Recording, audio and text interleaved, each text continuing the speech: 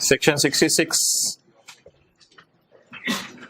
Page number 5। Mister A and B are joint owners of a house. A and B jointly एक घर को own कर रहे हैं। ए यानी असलम मिसाल के तौर पे 60% घर से लेके जाता है और बाबर मिसाल के तौर पे 40% घर से लेके जाता है। तो किराया आया है 30 लाख। तो वो सिंपल सा न्यूमेरिकल है, 30 लाख के दो हिस्से नहीं करने। अगले सफ़े पे आएंगे हम, तो अगले सफ़े पे आके 30 लाख के में से माइनस करेंगे रिपेयर अलाउंस। 30 लाख में से रिपेयर अलाउंस माइनस कर लिया तो what is income from property net, यानी खर्चे माइनस करके 24 lakh is income from property. अच्छा, अब 24 लाख को तकसीम करना है किस किस में, ए में और बी में। 60% लें इसका 1440 और बी का, तो बस सिंपल आपने 3 मिलियन में से रिपेयर अलाउंस माइनस करना है और इन दोनों को जो पैसे बचे हैं वो बांट देने हैं। अब आके देखें इधर,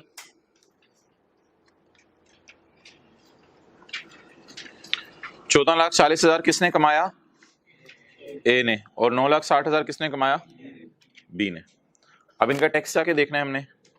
तो 14,40,000 पर सीरियल नंबर 4 लगेगा ना, 14,40,000 पर सीरियल नंबर 4 लगेगा। तो 14,40,000 12 लाख से कितना ज्यादा है, 2,40,000। इस पे 15% प्लस 70,000, तो 2,40,000 15% प्लस 70,000, इट कम्स टू 106,000। और 9,60,000 ये 6 लाख से कितना ज्यादा है, 3,60,000। 3,60,000 पे कितने परसेंट, 10% जमा 10,000। 3,60,000 10% जमा 10,000, इट कम्स टू 46,000। तो आप बताएं, अगर दो बंदे इकट्ठे जॉइंट ओनर्स हों किसी घर के और इकट्ठे इनकम कमा रहे हों, तो उनकी इनकम को तकसीम करके दो हिस्से किए जाएंगे, या ये इनकम जो है किसी इकट्ठे बंदे की तस्वुर की जाएगी, तकसीम करके दो हिस्से किए जाएंगे।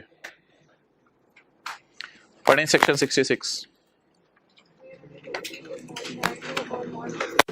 अच्छा जी, where any property is owned by 2 or more persons. कितनी कॉपीज हैं, where any property is owned by 2 or more persons, जहां एक प्रॉपर्टी 2 या 2 से ज्यादा बंदे कमा रहे हो, and their respective shares are definite, यानी पता है हमें कितने शेयर हैं, एंड एसर्टेनेबल, और मालूम भी हो सकते हैं। डेफिनेट एसर्टेनेबल एक ही मतलब है, and their shares are definite and ascertainable. जी कितना कितना शेयर है इसका, डेफिनेट है ना, 60:40।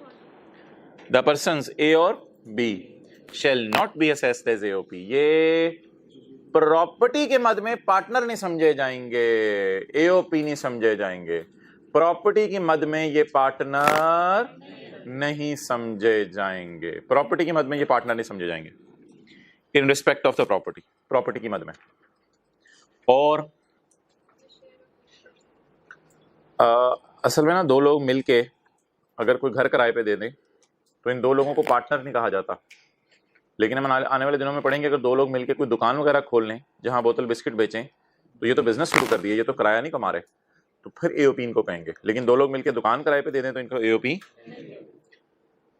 द पर्सन शेल नॉट, या कोई दो लोग मिलकर दुकान किराए पे दे दें, घर किराए पे दे दें, बस कोई बिल्डिंग किराए पे दे दें दो लोग, तो उनको नहीं कहा जाता पार्टनर्स। लॉ मेकर कह रहे हैं बस, तो हमें उसे मानना पड़ेगा। The person shall not be assessed as an AOP, इनको एओपी तस्वर ना करो।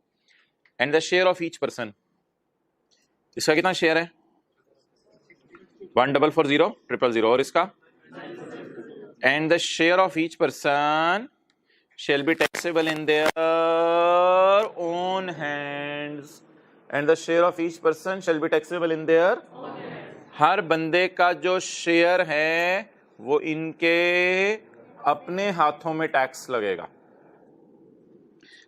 And the share of each person in income from property shall be taxable in their and not as, और इनको एओपी तस्वर नहीं किया जाएगा। अच्छा, ये 2-4 लाइनें रह गई हैं, मैं देखता हूँ कल करानी है या क्या करना है या अभी नहीं करानी। बहरहाल तो इस बात को जरा 1-2 दफा पढ़ ले।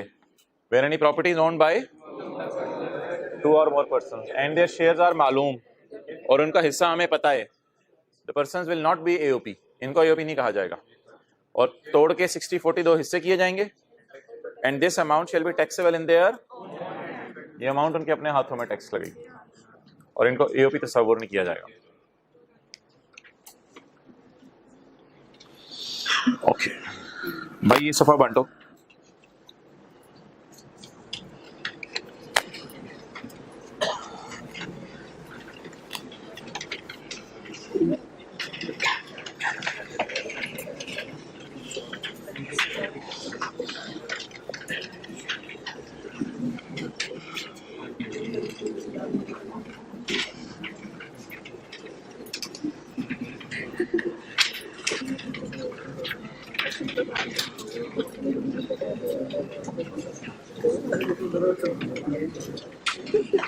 ओके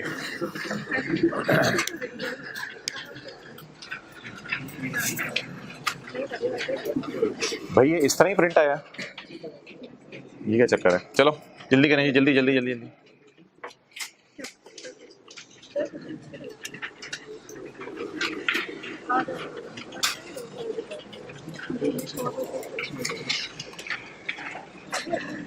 भाई ये पकड़ लो वापस, किसी को ना मिला हो सफा हाथ खड़ा करें। अच्छा जी सवाल पढ़ें, दूसरी क्लास में भी ले आना यार।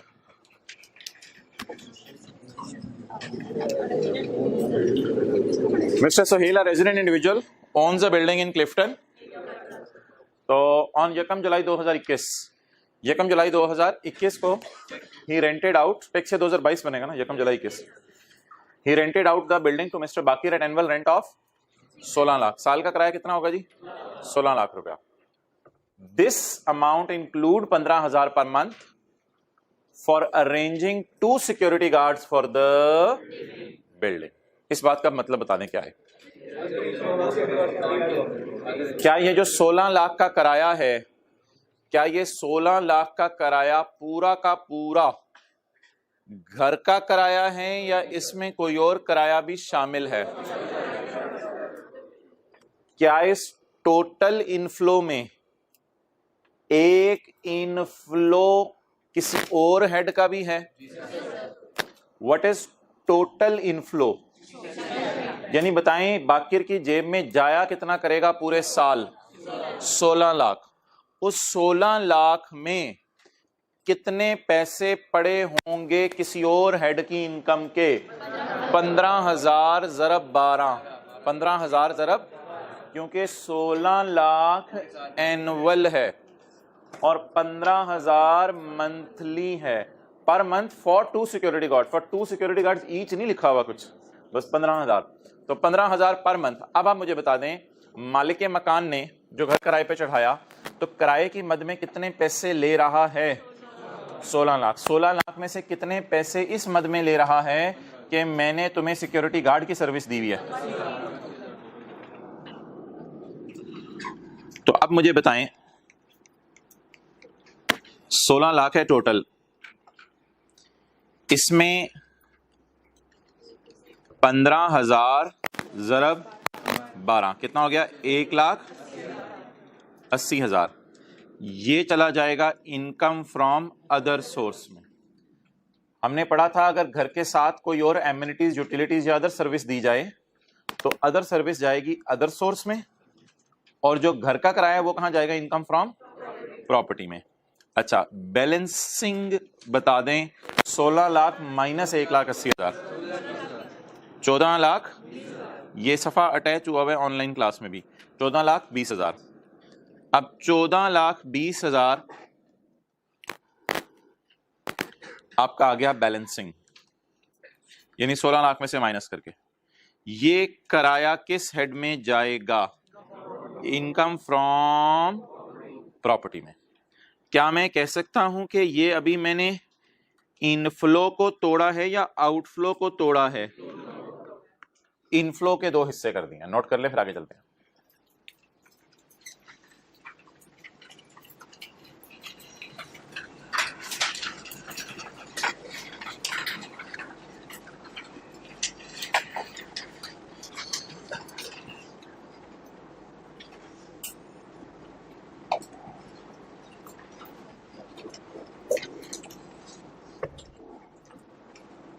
जल्दी आए आगे, ये फोर्थ रो में एक ही दफा जगह बना दें। अच्छा, अब मुझे ये बताएं कि सोच के आपने बताना है कि कैलकुलेटर बैग में रखा जाता है फ्रीजर में? अच्छा, आइसक्रीम जो है बैग में रखी जाती है फ्रीजर में? ठीक है। कुर्बानी का गोश्त बैग में रखा जाता है फ्रीजर में? फ्रीजर में। तो जो चीज जहां हो वहां रखी जाती है, फ्रीजर में गोश्त रखा जाएगा, फ्रीजर में आइसक्रीम रखी जाएगी, फ्रीजर में बर्फ जमाई जाएगी और बैग में कैलकुलेटर रखा जाएगा। इसमें इसके खर्चे माइनस होंगे, इसमें इसके खर्चे माइनस होंगे। जो चीज जहां की होगी उसको वहीं लाके पार्क करना पड़ेगा। ये तो ग्रॉस इनफ्लोज हैं, ये तो शहजादे की जेब में जो पैसे आ रहे हैं वो हैं। जैसे कॉलेज वाले कहें कुछ पैसे हमारी जेब में स्टूडेंट की फीस आती है और कुछ पैसे हमारी जेब में किताबों के पैसे आते हैं। तो इनफ्लोज अलग अलग हो सकते हैं, ये इनफ्लो ही है, ये कोई खर्चे अभी शुरू नहीं हुए। अब नीचे पड़ी हुई है गोश्त, कैलकुलेटर। अब हमने देखने कौन कौन सी चीज कहां कहां डालनी है। नीचे खर्चे पड़े होंगे, नीचे खर्चे पड़े होंगे। अब आपने हिम्मत करके जरा मुझे डायग्राम सी ये कभी बनवा देनी है, आपने नहीं बनानी है, मैं ऐसे ही अपने लिए बना रहा हूं कि क्या चीज कहां जाएगी। रिपेयर्स कहां माइनस कर दूं? Property tax, rent collection charges, income from property, security guard की तनख्वाह। तो गलत चीज को गलत जगह पे तो नहीं रख देंगे पेपर में? देख लें, सोच लें, पक्की बात करनी है, ये तो टेस्ट में पता चलेगा। इनफ्लोज देखने हैं कौन से हैं और आउटफ्लोज उससे मैच करवाने हैं, वरना गड़बड़ हो सकती है। गलती से सिक्योरिटी गार्ड की तनख्वाह भी इधर माइनस कर दी तो वो मुनासिब नहीं है। जरा जाहिर सी बात है यार, सिक्योरिटी गार्ड अगर हमने रखे हुए हैं और ये 1,80,000 पता है क्या है, वो 70 कुछ और है। जरा समझने की कोशिश करें, ये 1,80,000 क्या और वो 70 क्या है। असल में घर का ओनर कौन है? मिस्टर सुहेल। सुहेल किराएदार से, सुहेल किराएदार से ले रहे हैं 1,80,000। फर्ज करें सुहेल के पास सर आसिफ हैं, सर आसिफ को घर किराए पे दिया हुआ है, तो सुहेल सर आसिफ से ले रहे हैं 1,80,000 और सिक्योरिटी गार्ड्स को तनख्वाह दे रहे हैं 70,000। तो सुहेल के लिए ये 1,80,000 जो सर आसिफ से आ रहा है किराएदार से, ये सुहेल का इनफ्लो है। इस इनफ्लो को कमाने के लिए सर आसिफ सिक्योरिटी गार्ड को पैसे दे रहे हैं और वो क्या हो रहा है? आउटफ्लो हो रहा है। तो जो खर्चा जिस हेड का होगा उस हेड में से माइनस करेंगे, जो खर्चा जिस हेड का होगा उस हेड में से माइनस करेंगे। चलें जी, अब वर्किंग वन क्या बनी? फर्ज करें यही वर्किंग वन थी आपकी, चलें छोड़े पर, ये आपने बना ली होगी, बस मुझे नॉर्मल सवाल करवाएं जल्दी। वर्किंग वन, इनकम फ्रॉम, आपने एब्रीविएशंस यूज नहीं करनी। ग्रॉस किराया, इनकम फ्रॉम प्रॉपर्टी का किराया 14,20,000। भाई अबू बकर ये सफा ला दो आगे। लेस क्या करने हैं? सफे नहीं बचे हुए, अच्छा उसको कह दो, ये मार्कर पकड़े। लेस डिडक्शंस, डिडक्शंस क्या है? कौन से खर्चे माइनस करने की इजाजत है? Repair allowance 1420 into 1/5 2,84,000। नोट करें यहां तक 284,000।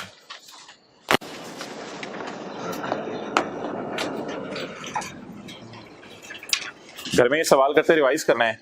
कैलकुलेटर बैग में, गोश्त फ्रीजर में। अम्मी बेटा क्या हो गया है? अम्मी मुझे सीए हो गया है। आइसक्रीम फ्रीजर में, किताबें बैग में, रिपेयर प्रॉपर्टी में, property tax income from property में, सिक्योरिटी गार्ड की तनख्वाह अदर सोर्स में। बेटा क्या? अम्मी कैलकुलेटर बैग में। अच्छा जी, तो जो खर्चा जिस हेड का है वो साइड में से माइनस करना है। आगे चलेंगे, अगला कौन सा खर्चा है? Property tax. आओ इधर आओ, इधर आओ भाई, light on, light of, light of, light of. Property tax का कितना खर्चा है? 20,000।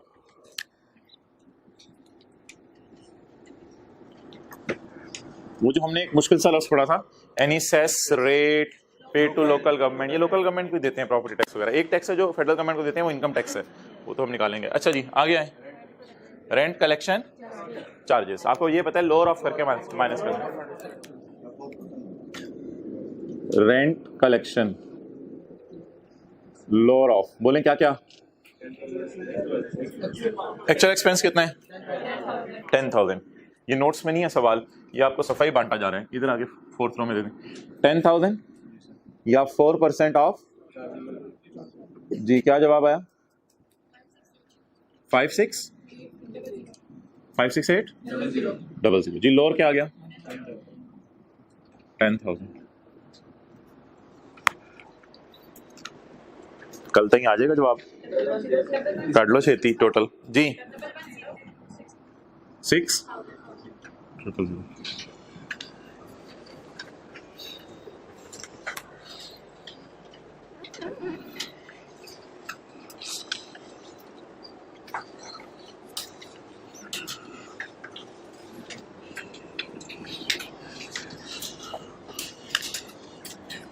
जी भाई दूसरी वर्किंग क्या बनेगी? इनकम फ्रॉम, बताएं जी। हमारे से सर आसिफ से मालिक मकान सिक्योरिटी गार्ड की सर्विस मुहैया करने के कितने पैसे सर आसिफ से ले रहा है? 1 लाख। और उसके बदले में सिक्योरिटी गार्ड को कितने दे रहा है? गार्ड्स लिखा हुआ है, दोनों गार्ड्स को दे रहे हैं 70,000। ले कितने रहे हैं? ये इनफ्लो है, और इसके लिए सैलरी वगैरह सिक्योरिटी गार्ड की वो माइनस हो रही 70,000। यार अदर सोर्स के चैप्टर में कोई चीज नहीं होती रिपेयर अलाउंस वगैरह, वो तो प्रॉपर्टी के चैप्टर में है रिपेयर अलाउंस जी। 1,10,000। अच्छा सारे जरा ऊपर देखें, साथ वाले का बूथा ऊपर रखे। अगर हम उसे बिजली की सहूलत मुहैया कर रहे होते किराएदार को, तो जो सुहेल सरासिफ से बिजली की सहूलत मुहैया करने के ले रहा होता वो इधर आते, और जो बिजली का बिल दे रहा होता वो पैसे इधर आते। अगर मालिक मकान सरासिफ को इंटरनेट लगवा के दे और कहे ये आपने इसका खर्चा नहीं बेयर करना, मैं आपसे बिल लूंगा इसका, तो जो सरासिफ से वो ले रहा होता वो उसकी अदर सोर्स में जाते, और जो इंटरनेट कंपनी को बिल पे कर रहा होता वो खर्चे में आते। अच्छा प्रॉपर्टी के जो खर्चे हैं ना वो तो आप लोगों ने पढ़े में है।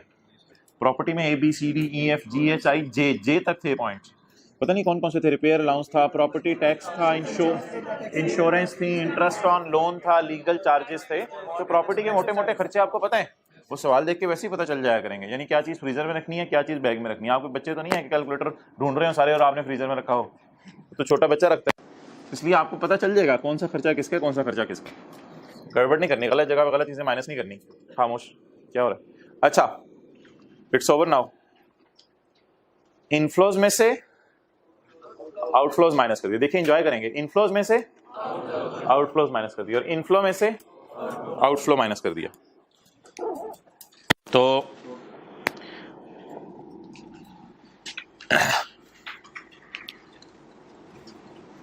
16 लाख भी इनफ्लो है, उसमें छुपा हुआ 15,000 भी इनफ्लो है, और जो मैं ग्रीन से हाईलाइट कर रहा हूं वो मेरे आउटफ्लोज हैं। तो जरूर न्यूमेरिकल में हमें ये भी बताना चाहिए कि ये इनफ्लो है, ये इनफ्लो है, ये आउटफ्लो है, आउटफ्लो है, आउटफ्लो है। ये कमाने के लिए ये करना पड़ेगा, कुछ पाने के लिए कुछ खोना पड़ेगा। वो पाना ही क्या जिसमें खोना। अच्छा चलें आप बताएं जी, न्यूमेरिकल सॉल्व करेंगे हम mister Sohail. Income and tax thereon, income and income और उसके ऊपर टैक्स, टैक्स हियर 2022। ये एब्रिविएशंस यूज ना कीजिएगा, मैं कर रहा हूं फिलहाल। इनकम ऑन प्रॉपर्टी 1106 000, बोलो 000 110 अच्छा जी। ज़कात ज़कूत, ये टोटल इनकम टैक्सेबल इनकम भी फिर यही है, ज़कात कोई नहीं है जी। टैक्सेबल इनकम 1216 ओके जी। 12,16,000 जी income and tax thereon, income और उसके ऊपर टैक्स, दो चीजें हम निकाल रहे हैं ना, इनकम भी निकाल रहे हैं उस पर टैक्स भी निकाल रहे हैं। 12,16,000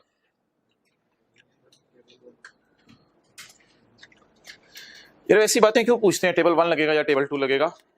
अब देखें ना यार, हद हो गई, हद नहीं हो गई, वद हो गई, बस सैलरी नहीं है तो फिर जीरो है, नहीं कहीं नौकरी कर रहा। अब टैक्सेबल इनकम आप 70% लेंगे, कुछ ना कुछ तो आएगा, जो भी फिगर आएगी उससे सैलरी कम होगी, तो जब सैलरी कम है ही नहीं तो फिर टेबल 1 नहीं लगेगा। तो याद रखिएगा जिस बंदे की भी सैलरी जीरो, हमेशा कौन सा टेबल लगेगा? टेबल 1 जी। रहने दें, नहीं नहीं रहने दें। 12,16,000, 16,000 ज्यादा है, 16,000 जरा 15% जमा 70,000, 16,000 जरा 70,000 जमा जमा जमा जमा 16,000 जरा जी 72,400। जो आपको सोल्यूशन दिया उसमें सारी फिगर सही है,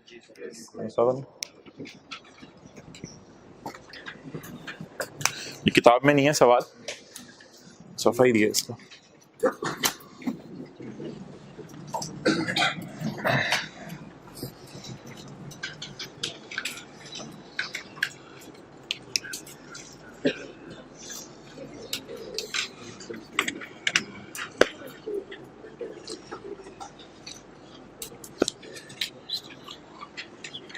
पढ़े जी।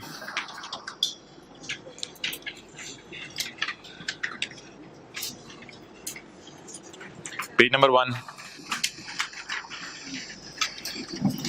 वेयर, ये पेज नंबर 1 पे 3 ये था ना, पेज नंबर 1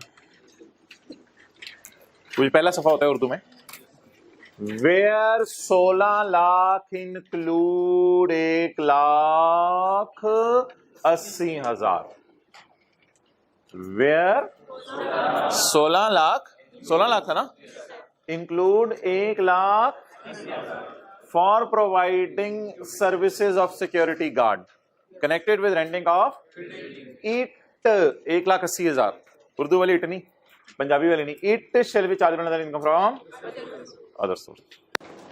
तो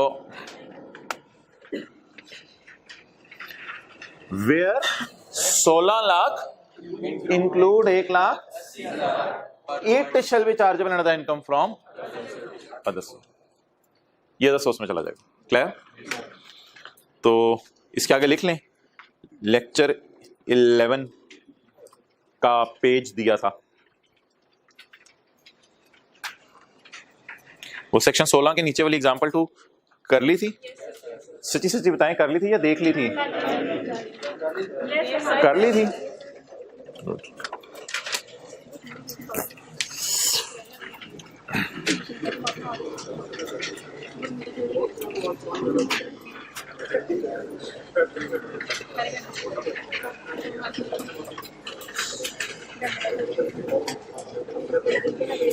page number 6, page number 6, notes में आ जाए वापस, किताब के नोट्स में। Qasim and Talha jointly owns a house in Lahore, Lahore. Qasim है 75% शेयर, तो फिर तलहा का कितना होगा? 25। ऑन यकम जुलाई 2015 the house was let out at annual किराया of 2.5 million। हाउस कितने किराए पे दिया? अच्छा वो जो पिछले सवाल का आपको सोल्यूशन दिया था ना, उसमें आप देखें ये जो हमने किया था, तो मैंने इसको तोड़ के 2 हिस्से इस तरह नहीं किए जिस तरह हमने ट्री बनाया था। सोल्यूशन में अगर आप देखेंगे अभी जो मैंने सवाल कराया उसमें 16 लाख में से 1,80,000 माइनस करके 1420,000 इधर निकाला हुआ है। तो हमने तो पहले डायग्राम बना के निकाला था ना, तो ये 1420,000 इधर ही निकाला हुआ है, और इसलिए इसके साथ क्या लिखा हुआ है? Gross receipt chargeable under the income from, और ये कौन सी रिसीट थी? टोटल ग्रॉस रिसीट कितनी? 16 लाख, उसमें से अदर सोर्स वाली माइनस कर दी, तो ये 14,20,000 से फिर आगे। तो यहां से अगर आप आगे देख लें तो इनकम फ्रॉम प्रॉपर्टी सॉल्व हो रही है, ऐसे ही है ना। तो ये 2 लाइनें वो मैंने प्रॉपर्टी में ही डाल दी हैं, पहले ही अलग कर दिया, बजाय के ट्री बनाया जाए। It's up to you. अच्छा जी, यकम जुलाई 2015 the house was letted annual rental value of 10 million.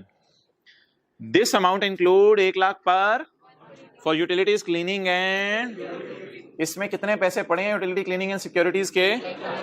1 lakh. During tax year 2016 the owner incurred the following expenditure.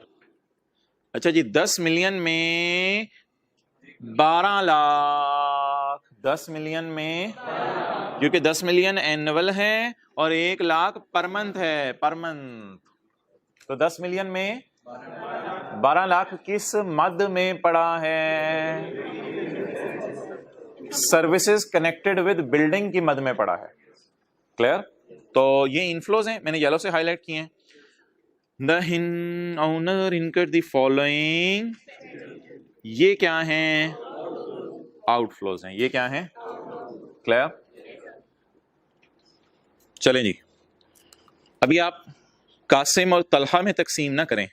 अभी आप इस चक्कर में ना पढ़ें कासिम का कितना है और तलहा का कितना है. अभी आप मुझे सिर्फ ये बता दें कि टोटल कितना है. 10 मिलियन. तो इससे अदर सोर्स और प्रॉपर्टी में अलग अलग कर दें. उसी तरह बताएं जी.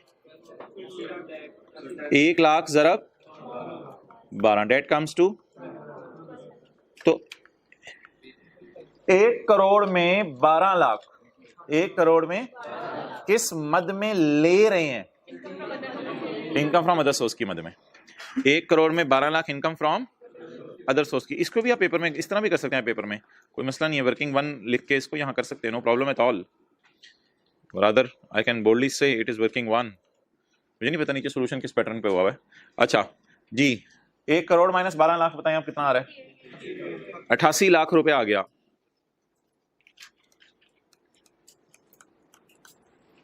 10 minus 1.2 is equal to 8.8.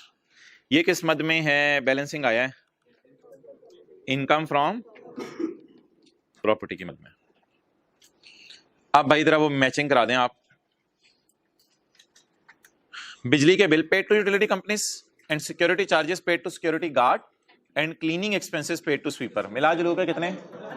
5 lakh. ये खर्चा भी कहीं माइनस होगा. फिर रिपेयर मेंटेनेंस इंश्योरेंस प्रीमियम और ये भी कहीं ना कहीं माइनस होंगे. तो अब आप जरा बता दें क्या क्या कहां कहां माइनस होना है? बताएं जी. 5 लाख माइनस होगा इनकम फ्रॉम अदर सोर्स में. बाकियों को नीचे ना उसमें सर्विस रोड पे डाल के इधर से ही ले आए. उसे तो फ्लाइंग गियर लगवाया था ना. तो ये खर्चे इसमें से माइनस होगा. ठीक है जी. ऐसा ना हो कैलकुलेटर फ्रीजर में मिले सुबह उठ के. अम्मी ये ठंडा ठंडा लग रहा है. बेटा मैं सुबह ही निकाला है फ्रीजर. ओ अम्मी पता नहीं पढ़ते पढ़ते मुझे क्या हो जाता है. चलें जी आ जाएं. इधर ही रखो यार जरा.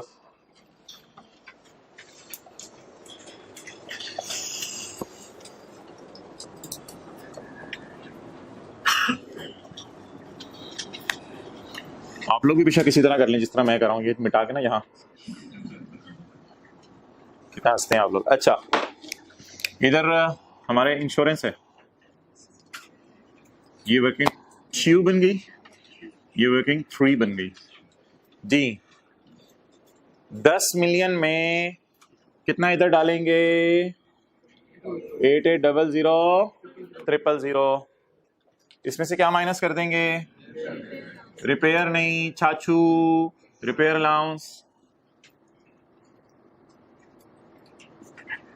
रहने दे, मैं कर लेता हूँ. छोड़े रहने दे आप. 88000000 इंटू 1/5 1760000.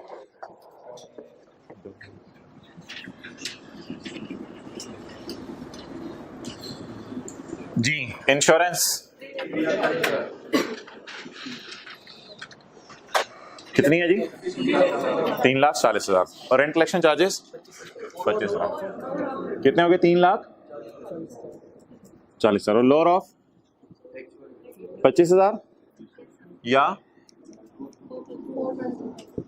4% ऑफ 3,52,000.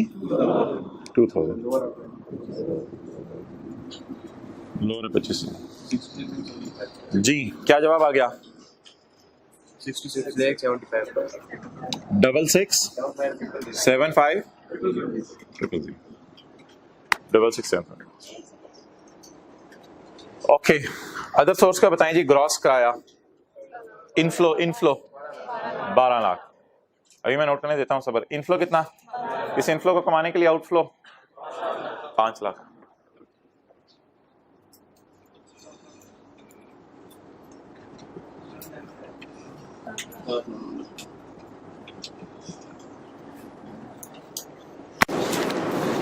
इसे गर्मियों में ना रख ही दिया करो इसको जरा फ्रीजर में थोड़ी देर, ऐसे जरा फ्रेश हो जाता है, फिर बंदा जब इस्तेमाल कर। चलें जल्दी करें, नोट कर लें यहां तक। क्या हुआ?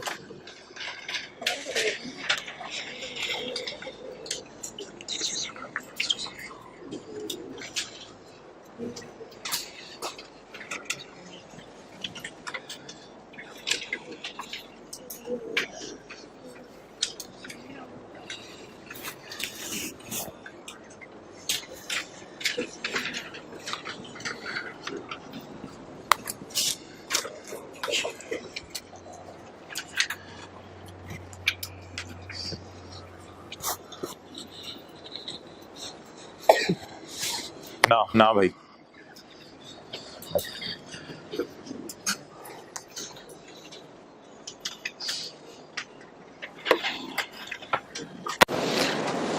अच्छा भाई हर गाय इधर आए। इनकम ऑफ जॉइंट ओनर्स, अब सारे ऊपर देखें प्लीज, बूथा ऊपर रखिएगा। When any property is owned by Qasim and Talha and their hissa is pata and malumable, the bande shall not be AOP in respect of property and share of each todo share of each todo and the share of each person in income from shall be taxable in their on hands। सही आ गया, कोई मसला नहीं, अगली class में सही वाला बांट दो, अच्छे बच्चे मैनेज कर लेंगे। चलें जी, तोड़े 75% किसका? खासिम और 25% तलहा ब्रो का। अच्छा जी, आप बता दें जी 75% इसका कितना आ रहा है? 50062। कैलकुलेटर परेशान तो नहीं हो गया बड़ी बड़ी फिगर्स देख के? 50062 5 फिगर्स तो आपके हाथ की मैल होंगी। अच्छा जी आगे 1668750।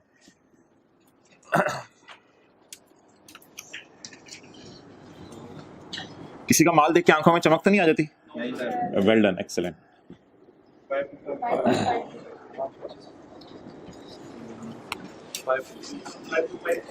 जी 525 175 000। ओके यार, बेहतर है पेपर में ना कासिम और तलहा लिख के इस तरह लाइन लगा के कीजिएगा, ज्यादा इस तरह की वर्किंग्स बेहतर नहीं होती पेपर में, कोई ज्यादा अच्छा इमेज नहीं देती। समझ गए होंगे आप, लेकिन कॉन्सेप्ट अभी तो देना, इसलिए मैं इस तरह कर रहा हूँ, मैं कासिम और तलहा की लाइन लगा के।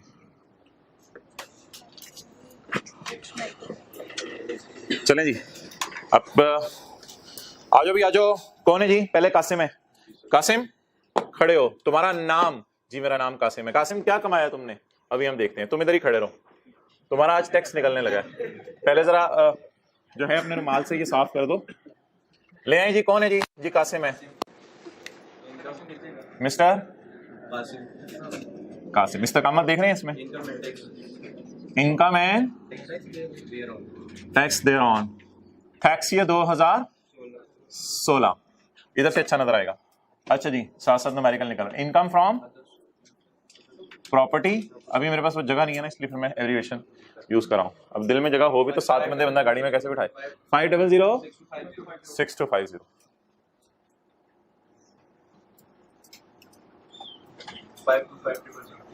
52500। कोई बिजनेस, कोई कैपिटल गेन, कोई अदर सोर्स, कोई ज़कात?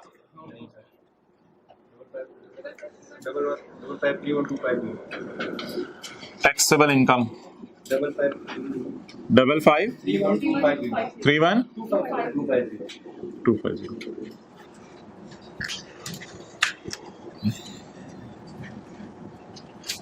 ले आओ जी, अगला बंदा कौन है? इसने कहा नहीं नहीं नहीं मेरा टैक्स निकालो। अच्छा अच्छा अच्छा चल तेरा टैक्स निकाल देते हैं। पहले क्या करते थे बचपन में? इकाई, दहाई, सैकड़ा, हजार, 10,000, लाख, 10 लाख, 55 लाख। अच्छा यूनिट 10 वाले भी बैठे हैं, गुड। 55 लाख 5.5 मिलियन है। लेवल चेक कर रहे हैं इसका, सीरियल 7 में है 5.5 मिलियन। इसकी बस कोशिश है मरने से पहले मैंने सीरियल 8 में आना है। लोग याद रखें, मुझे सबसे हाई रेट वाला टैक्स देता था मरने वाला।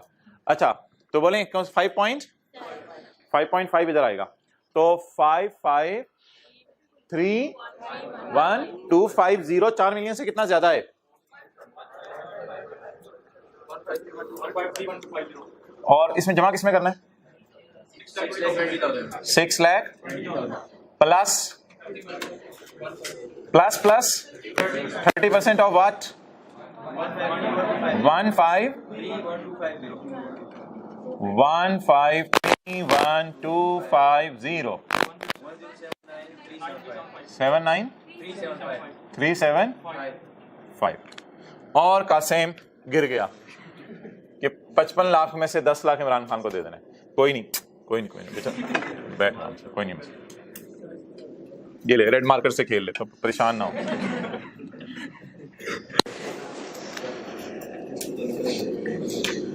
ले जो अगला कौन है जी? जी अगला तलहा है। ये लकड़ी क्यों लग रहा है? कोई नहीं जी, तलहा है ये, मिस्टर तलहा। यार इधर आना, तेरी लाइबिलिटी इधर निकल रही है, तू कासिम के पास बैठा हुआ है। Talha income and tax, thereon tax year 2016। Income from property 166,875 जी। Income from 175 000 184 375।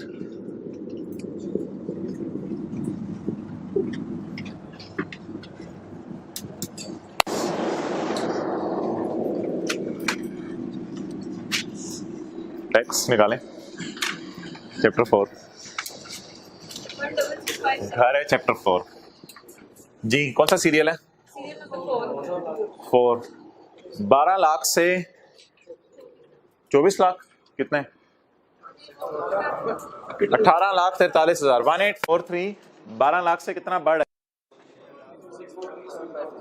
और अमाउंट फिक्स वाली कितनी है जो इधर लिखनी है? 70,000 प्लस कितने परसेंट ऑफ 643। ये अमाउंट 12 लाख से कितनी ज्यादा है ये देखना है जी।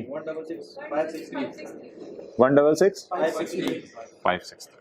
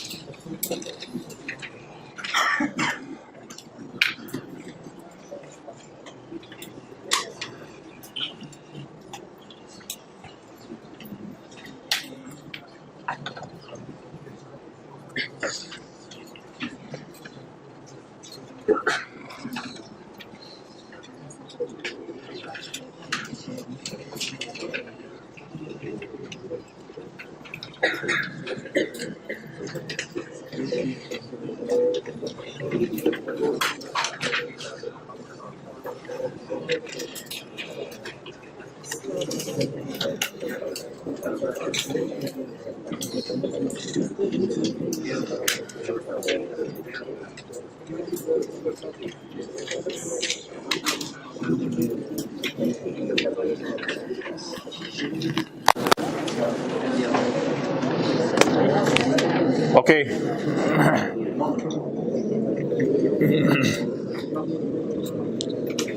where property is owned by Qasim and Talha and their shares are definite and ascertainable 60:40. The Qasim and Talha shall not be assessed as an AOP. इनको AOP यानी पार्टनरशिप नहीं समझा जाएगा in respect of the property, इस property के मद में. And the share of each person and the share of each person shall be taxable in their share of each person shall be taxable in their share of each person shall be taxable in their on hands. उनके अपने हाथों में tax लगेगा जाके. और अगर ये इनको एओपी समझा जाता ना तो फिर हम ये दो वर्किंग्स ना करते, तो फिर हम ये तोड़ते भी ना तोड़ो फिर हम तोड़ते भी ना, फिर इन दोनों को पकड़ते और इधर लिखते mister Qasim and Talha AOP. लेकिन कहता है वो काम नहीं करना, आपने वो काम नहीं करना. तो सेक्शन 66 बड़ा इंपॉर्टेंट था. इसके हमने दो सवाल किए हैं, एक कल जाते जाते किया था जो आज सुबह भी किया इसके नीचे, और एक अभी किया.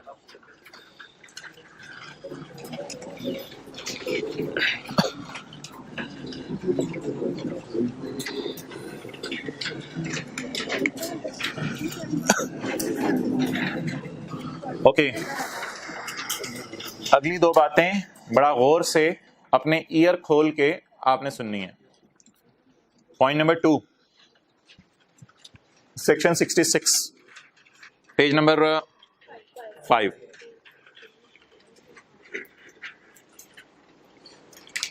अच्छा, अगर मोहतरम कभी कभी जिंदगी के किसी मोड़ पर आपको सवाल आ जाए और ये लिखा हो Qasim and Talha jointly owns a house in Lahore, और ये लाइन आगे ना लिखी हो Qasim and Talha jointly owns a house in Lahore, और ये लाइन आगे, अब आप बता दें अगर ये लाइन नहीं लिखी हुई तो शेयर्स आर डेफिनेट. कई दफा डाउट होता है, कई दफा लोगों में लड़ाई हो रही होती है, कोई मसला होता है, पता नहीं चल रहा होता किसका कितना हिस्सा है, तो लॉ मेकर भी कभी ऐसा सिनेरियो आपसे जज कर लेता है. ठीक है, आप भी सोच रहे होंगे इन लोगों ने कुछ ना कुछ तो आपस में डिसाइड किया होगा, लेकिन कोई ना कोई लड़ाई डिस्प्यूट पड़ा होगा जिस वजह से अभी डिसाइड नहीं हो पा रहा कितना किसका है, और जो किराया है वो भी किसी के पास अमानत पड़ा हुआ है, बाद में देखा जाएगा कैसे तकसीम करना है. लेकिन अभी फटा ये पड़ा हुआ है कि साल खत्म हो गया, टैक्स लगाने का टाइम आ गया. तो अब अगर खुदा ना खासा सवाल में ऐसा आ जाए जिसमें लिखा तो हो ज्वाइंटली ऑन कर रहे हैं लेकिन उनका शेयर डेफिनेट एंड एसर्टेनेबल ना हो, आप एसर्टेन ना कर सकें, तो बताएं मजबूरन फिर क्या करेंगे. पेपर में सवाल तो सॉल्व करना है, मजबूरन क्या करेंगे. ये वाली एलोकेशन ना 50-50 नहीं करना, ऐसे से नहीं. अच्छा 50-50 नहीं करना, ये वाली कैलकुलेशन परफॉर्म, ये वाली कैलकुलेशन भी परफॉर्म, बल्कि फिर 7 लाख और 6675 000 को इधर ले आएंगे और ऊपर लिखेंगे ये है कासिम, ये है तलहा, दोनों को इकट्ठे खड़ा कर देंगे, दोनों को इकट्ठे खड़ा कर देंगे कासिम और तलहा, और इकट्ठा इनका एक ही गो में टैक्स निकाल लेंगे. फिर टेबल खोलने भी 2 दफा नहीं जाना पड़ेगा. अभी तो एक दफा टेबल खोलने कासिम के लिए गए हैं और एक दफा शहजादे तलहा ने हमारा टाइम लगवाया. क्लियर होगी ये बात. ऐसा कब करेंगे, ऐसा कब करेंगे जब हाँ शेयर डेफिनेट एंड सस्टेनेबल ना हो. अच्छा, पेज 6 पे जगह है दिल में, पेज 6 के एंड पे जगह है और है शहजादे. एग्जाम्पल 2A, एस्यूम, बोले बोले बोले आगे बोलो, assume Qasim and Talha share is not definite. पता ही नहीं है. अगर आप उर्दू में लिखना चाहते हैं समझने के लिए कि जिंदगी के किसी मोड़ पे ये इंग्लिश समझ ना आ रही हो, तो 75% 25 गिवन नहीं है सवाल में. आप क्या करें, कैसे होगा जी आंसर बताएं जी. Income from property, income from other source. बल्कि न्यूमेरिकल का नाम क्या होगा, न्यूमेरिकल का नाम क्या होगा, कासिम या Qasim and Talha AOP, Qasim and Talha AOP, income and tax thereon. जरा नीट सा करके लिख लेते हैं answer. Qasim and Talha AOP. जी इनकम फ्रॉम प्रॉपर्टी कितनी थी अभी याद है किसी को? निकाली हुई है खर्चे खुर्चे माइनस करके। 667500 और अदर सोर्स 7 लाख 775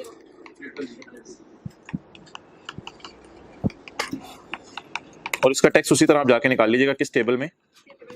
टेबल 1 में।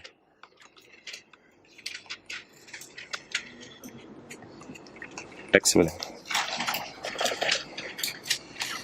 तो मेरा नहीं ख्याल वैसे इस पेपर में ऐसे टेस्ट करेगा वो आपसे। बहरहाल अगर कभी टेस्ट कर ले तो फिर ऐसे होगा, assume Qasim and Talha share is not definite, फिर इस तरह कैलकुलेट करेंगे।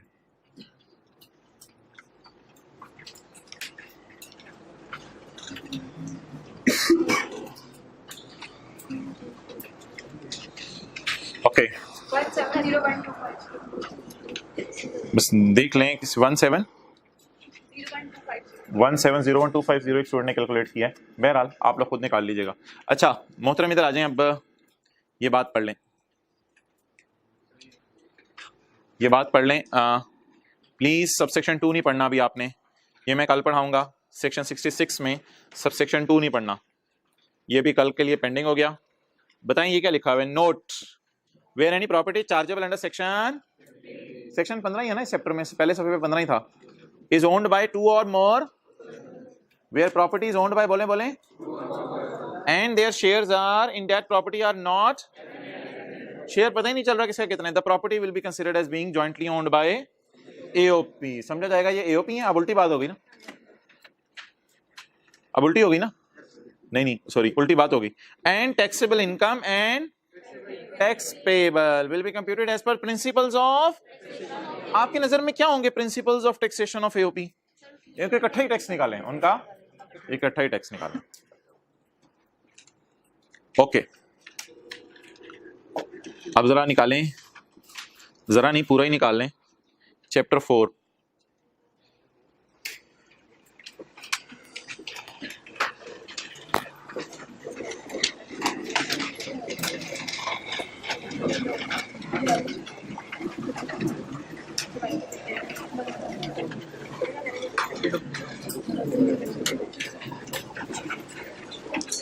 पेज नंबर 11,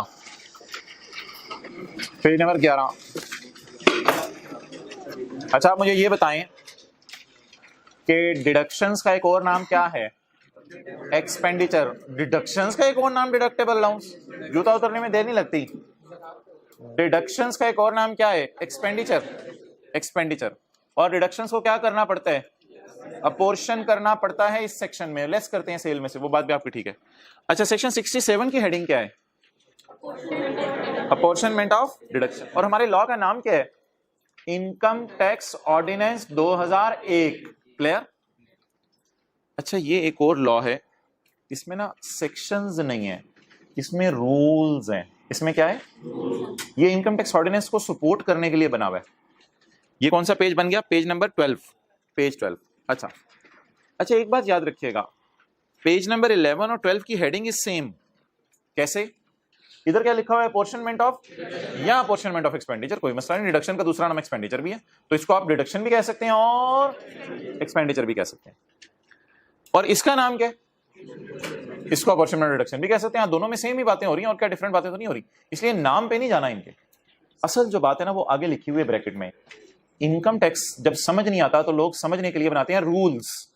हमारा मेन लॉ का नाम बोलें, income tax ordinance. Income tax ordinance में क्या होते हैं? सेक्शन। सेक्शन कौन सा है? 67। और इनकम टैक्स को समझाने के लिए क्या बनते हैं? रूल्स में। ये रूल कौन सा है? Rule number 13। अब अगर कभी पेपर में सवाल पूछे कि जवाब दें in the light of income tax ordinance, तो बता दें सेक्शन 67 के आगे मुझे लिखने लेना चाहिए इनकम टैक्स ऑर्डिनेंस। ये बात मैंने आने वाले दिनों में असल में बतानी थी, लेकिन किसी स्टूडेंट ने सवाल पूछा, इस वजह से मैं बता रहा हूं। ये आने वाले दिनों में मैंने बतानी थी बात। 67 के आगे लिखें इनकम टैक्स ऑर्डिनेंस। ये इनकम टैक्स ऑर्डिनेंस का सेक्शन है। और इधर लिखें ये इनकम टैक्स रूल्स का रूल है, ये इनकम टैक्स रूल्स का रूल है। क्लियर? हमारे मेन लॉ का नाम क्या है? उसमें क्या होते हैं? Sections. Sections income tax ordinance में क्या होते हैं? और उस मेन लॉ को समझाने के लिए एक और लॉ बना है, उसका नाम क्या है? Income tax. उसमें क्या होते हैं? रूल्स। तो ऑर्डिनेंस और रूल्स में डिफरेंट है। तो अभी हम पास्ट पेपर का सवाल कल एक पढ़ के देखेंगे ताकि ये बात समझ आए क्या वो पूछ रहा था। ठीक है जी, ओवर करें।